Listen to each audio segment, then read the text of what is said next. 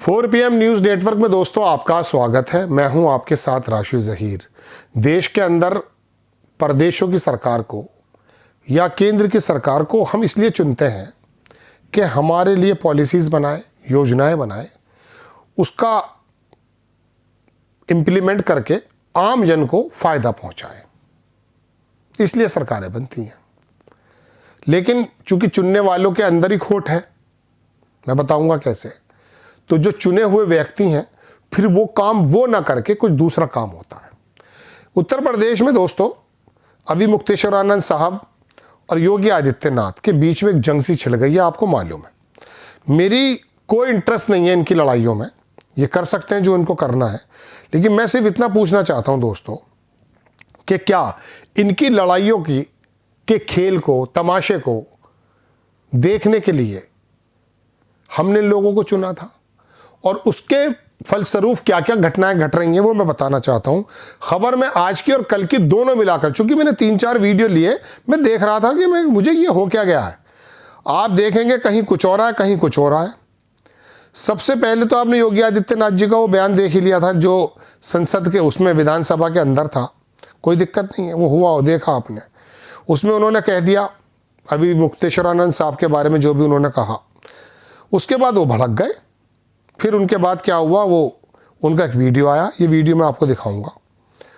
ये वीडियो के अंदर वाराणसी के अंदर है, ये कंप्लेंट लिखा के स्पेशल पॉक्सो कोर्ट प्रयागराज के अंदर स्वामी अभिमुक्तेश्वरानंद सरस्वती ने के खिलाफ उन्होंने कहा कि we are raising the strong voice for the protection of, गाय को बचाने के लिए आवाज़ उठा रहे थे, उन्होंने ये काम कर दिया। ये वीडियो देखें पहले आप। ऐसा है कि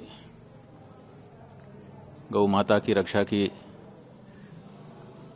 एक दृढ़ आवाज़ हम उठा रहे हैं। जो इस समय की सरकारें हैं, चाहे वो प्रदेश की हों चाहे देश की हों, वो गौ माता की रक्षा के लिए आगे आना नहीं चाहती हैं। ऐसी परिस्थिति में हमारे द्वारा उठाए जा रहे स्वर को बंद करने का उनके पास कोई तरीका ही नहीं है। इसीलिए वो इस तरह की नीच हरकत अपने लोगों के माध्यम से करवा रही हैं। जहाँ तक हमारा प्रश्न है, हम यही कहना चाहेंगे कि धर्म के मार्ग में जब कोई चलता है तो उसके ऊपर अधर्मी तरह तरह के आरोप प्रत्यारोप आक्षेप लगाते हैं, लेकिन जो धर्म के मार्ग पर है उसको इससे कोई प्रभाव नहीं पड़ता है। मामला कोर्ट में है, कोर्ट में उसका जवाब दिया जा रहा है। ठीक है, ये वीडियो में देख रहा था, जैसे मैं नीचे आया अचानक एक चीज़ नज़र आई। सचिन गुप्ता के अच्छे पत्रकार हैं, उन्होंने एक वीडियो टाइप किए, मतलब इस पर डाला एक्स पर, वो देखें आप। ये पंच अग्नि अखाड़े के महामंडलेश्वर उत्तम स्वामी पर राजस्थान की युवती ने रेप का आरोप लगाया है। उसने दिल्ली पुलिस कमिश्नर को ईमेल भेजकर सुरक्षा मांगी। युवती के अनुसार मुझे धर्म आस्था के नाम पर बहलाया गया, कई बार रेप किया। उत्तम स्वामी कई मुख्यमंत्री और मंत्रियों के गुरु बताए जाते हैं। अखाड़े का मुख्यालय यूपी के वाराणसी में है। ये भी देखें आप, इनका वीडियो चल रहे हैं यही वाले। ये सब चीज़ें मैं जोड़ दूंगा आपके सामने, पहले आप देखते रहिए। ये देख ही रहा था, अचानक वो गाजियाबाद में एक बंदा आया। उसने आकर क्या कहा, उसने आकर ये कहा कि योगी आदित्यनाथ के जो गॉड फादर थे उन्होंने पिस्टल दी थी दरअसल गॉडसे को गांधी जी का वो करने के लिए। ये भी देखें आप। का षड्यंत्र रच रहे हैं, राजनीति हिंदुओं की हत्या का षड्यंत्र रच रही है और उसके साथ सारे हिंदू विरोधी शक्तियां उनके साथ आ गई हैं। नहीं, योगी सरकार से कोई उम्मीद नहीं है। अगर योगी सरकार से उम्मीद होती तो ये दुर्गति नहीं होती हिंदू की। योगी जी मुख्यमंत्री हो गए, मोदी जी भारत के प्रधानमंत्री हो गए, इन लोगों से क्या उम्मीद करनी। इन्हें जो मिलना था वो मिल गया। संत हैं योगी जी, लेकिन इसका क्या अर्थ है कि योगी गांधी की, जहां से गांधी की हत्या हुई, वो पिस्तौल योगी जी के दादा गुरु ने दी थी। आप जाकर उनसे सवाल पूछो, कौन नहीं जानता पूरे गोरखपुर में कि गांधी की हत्या के लिए जो पिस्टल गई थी, प्रयोग हुई थी, वो गोरखपीठ से गई थी। कौन नहीं जानता इस बात को? दिग्विजयनाथ जी ने, महंत दिग्विजयनाथ जी ने, जो योगी के दादा गुरु हैं। योगी जी तो जब पैदा भी नहीं हुए थे, लेकिन वो पिस्टल तो इनके दादा गुरु, ये तो उस विरासत के वो हैं। तो आज हम क्या उम्मीद कर लें? आज एक पुतला फूंक रहे थे गांधी का। आज वीडियो बहुत सारी दिखाऊंगा आपको। ये भी वीडियो आपने देख ली दोस्तों, 3 वीडियो दिखा चुका हूँ, आखिरी वीडियो और दिखाऊंगा।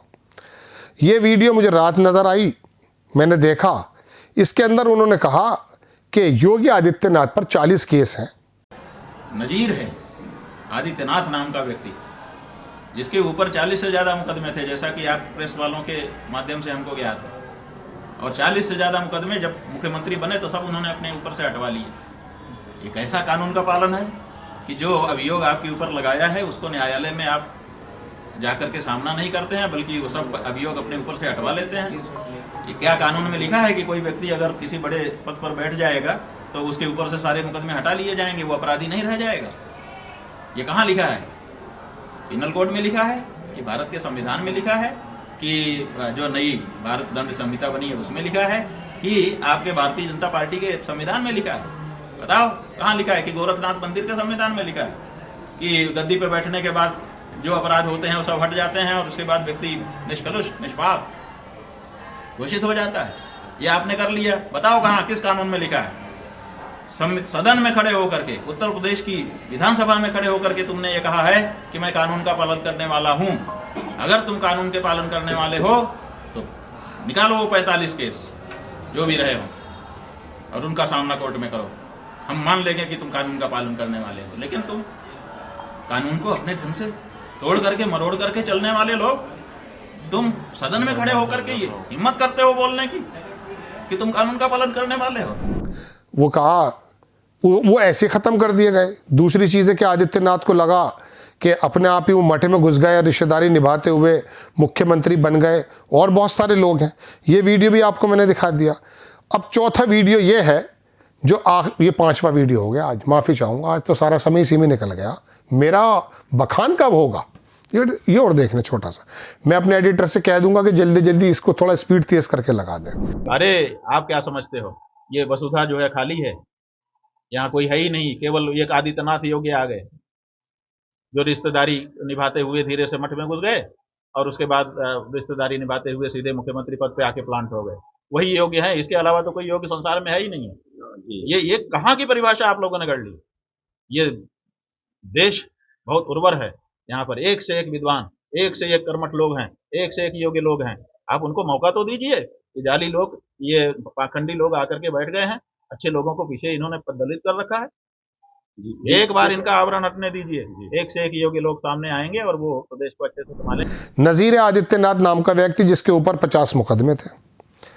मुझे ये बताइए दोस्तों, हमारे पास टाइम है?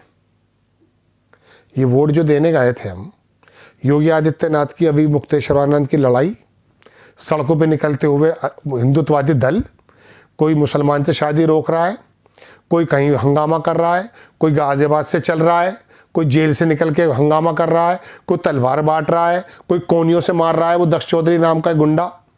कुल मिला के बात यह है मेरे दोस्तों, इतनी सारी वीडियो दिखाने का मतलब यह है, क्या देख रहे हो आप? महाभारत जब आखिर में हुआ तो हर एक एपिसोड में लड़ाइयाँ चल रही थी। ये महाभारत के आखिरी एपिसोड चल रहे हैं क्या? ये वोट मैंने इसलिए दी थी कि मैं इनके झगड़े सुनता रहूँगा। आप इसलिए दी थी वोट? अरे अपना नाटक अपने पास रखो भाई। किसने क्या कहा क्या नहीं कहा अपने पास रखिए।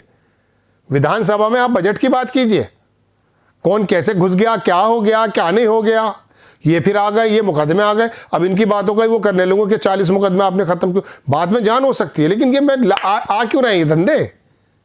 मैं इसी उसमें नहीं पढ़ना चाहता, रबिश में किसने क्या कहा क्या नहीं कहा।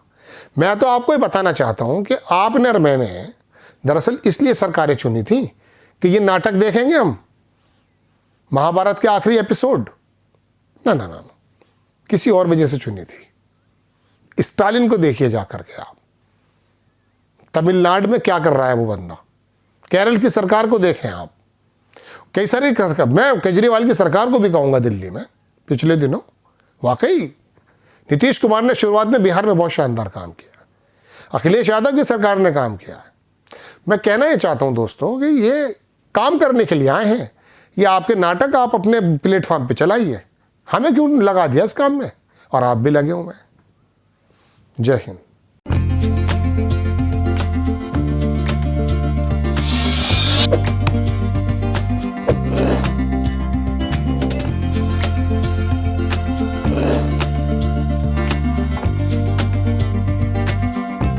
नमस्कार।